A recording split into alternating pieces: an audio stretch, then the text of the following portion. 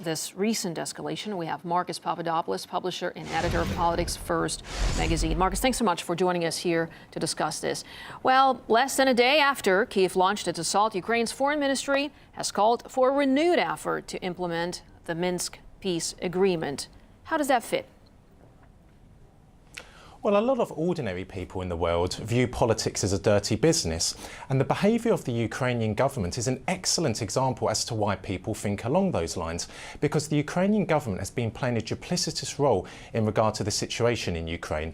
On the one hand, Kiev is talking about peace, is talking about the Minsk agreement, is talking about, let's say, peace in general, but on the other hand, it has launched a brutal, large offensive against the Donbass, against the people of Donetsk and against Lugansk, and ordinary people are now suffering. People are dying. There is no electricity, there is no energy, there is a shortage of food and water.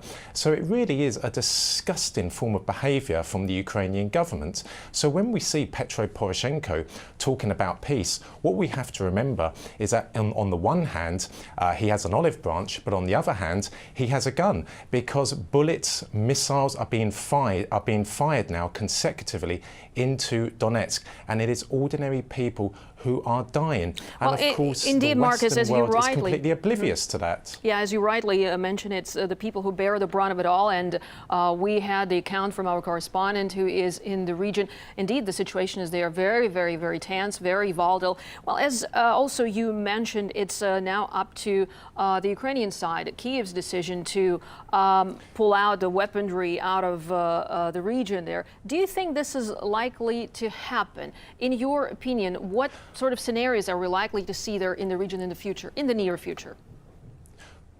Well, unless the militia in eastern Ukraine, in the Donetsk, unless they give the Ukrainian forces and the Ukrainian paramilitary forces a bloody nose, then I think it's very unlikely for Kiev to pull back its heavy artillery, because Petro Poroshenko has made it very clear that he's going to reclaim the Donbass by force, even though the vast majority of the people of the Donbass voted overwhelmingly in favour to run their own affairs. Poroshenko has made it very clear that by all means necessary, including brutal force, he's going to reclaim those areas. However, the real power actually lies in Washington and Brussels, because Poroshenko is just a puppet. If Washington and Brussels want a solution, if they want peace in the Donbass, there will be peace. So I don't agree with commentators when they say that Kiev holds the baton. No, it is Washington and it is Brussels who hold the baton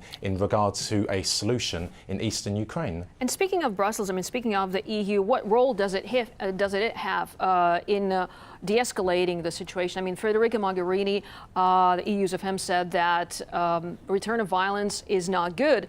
So what options does the EU have now to de-escalate the situation?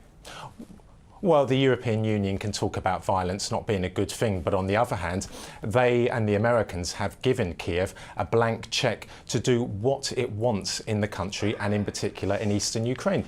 The European Union played a very, very important role in bringing down the democratically elected government of Viktor Yanukovych in February 2014, and that paved the way for Poroshenko to come to power. So the European Union needs to stop paying lip service to concepts such as peace and stability, and actually tell their puppet in Kiev, Petro Poroshenko, and the rest of his cabinet that they must refrain from using violence in the east of the country, because it is ordinary people who are dying, and quite frankly, the people in Kiev, their actions constitute war crimes, and therefore they are war criminals.